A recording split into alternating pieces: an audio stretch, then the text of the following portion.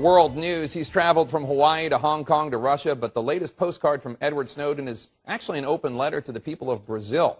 The man who got away with the, quote, keys to the kingdom of the intelligence community, according to one NSA official, is now responding to what he says were requests by Brazil's government for a hand in their investigations into the United States spying programs. Documents previously leaked by Snowden have already accused the NSA of monitoring Brazil's president, advisors, and a national oil company. Snowden says he's willing to help the country look into it all where legal and appropriate, but he adds one disclaimer that's being read by some as a hint.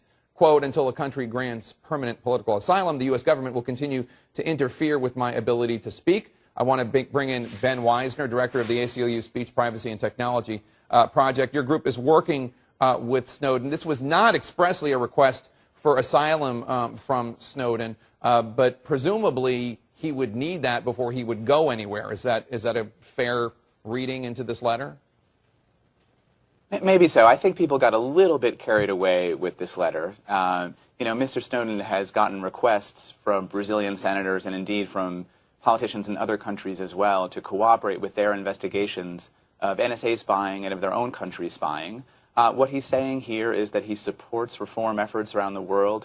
He applauds the Brazilian people for standing up to mass surveillance, both by the U.S. and their own government.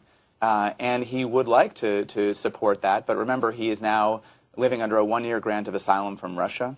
When his humanitarian situation is resolved, he'll be able to provide different kinds of support, like perhaps testimony. For the time being, though, I wouldn't read too much into this letter. Now, months ago, he talked about Brazil being one of the countries that he was possibly thinking of seeking asylum from, but he didn't actually make a formal request for asylum. Brazil has not said that they are willing to give him asylum. They've said we haven't gotten any formal requests. Where do you hope Snowden will find a safe haven? Well, look, we have said all along the safest haven for Snowden should be his own country, the United States. I would like to see him come back here. I would like to see him treated as a whistleblower and not as a criminal, to assist the United States in reforming their surveillance practices to testify before Congress. It doesn't look like that's going to happen anytime soon.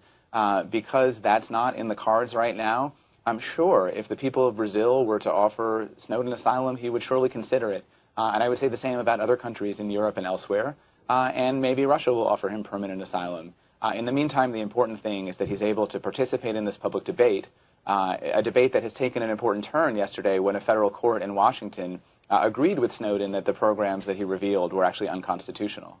In a 60 Minutes interview on Sunday, the National Security Agency official running the task force that's assessing how much damage Snowden did to the NSA said he personally thinks it's worth having conversation about giving Snowden amnesty. Now, the White House vehemently disagrees. Here's White House Press Secretary Jay Carney.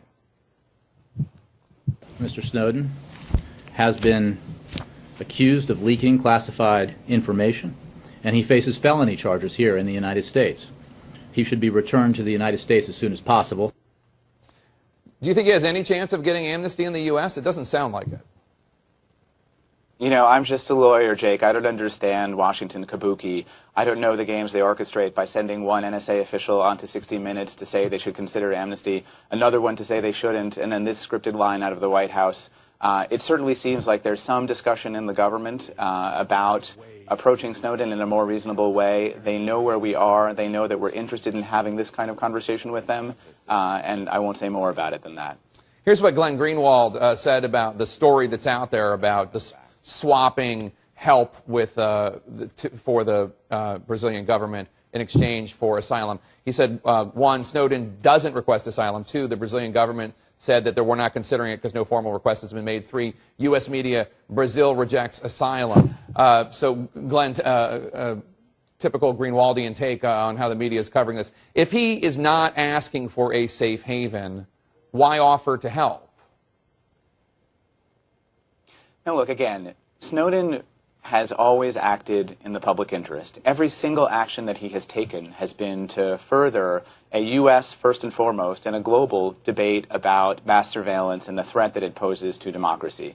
He is willing to help Brazil. He's willing to help Germany. He's willing to help Norway. He's willing to help Denmark. Again, when we say help, we mean act in the public interest. He's certainly not going to disclose or reveal anything that would harm our interests. In fact, he's already reveal the information he has to journalists. The question is whether he will ever someday be able to testify in these countries about technology and surveillance practices. I hope that his legal situation allows him to do that someday.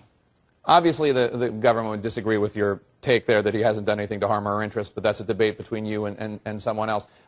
Lastly, Ben, before you go, I know that you're in some contact with Edward Snowden. How is he doing? You know, his morale is very high this week. You know, it meant a lot to him to have his beliefs vindicated by a federal court. He certainly didn't know that would be the outcome, but he had watched over the last several years as groups like the ACLU try to challenge NSA surveillance practices in federal courts, only to be turned away because we didn't have evidence. Well, he provided that evidence, and when this program was exposed to the light of day, when it was litigated in an open adversarial court, a conservative Republican judge ruled in favor of the Constitution, in favor of the plaintiffs in this case. He's feeling like he did the right thing.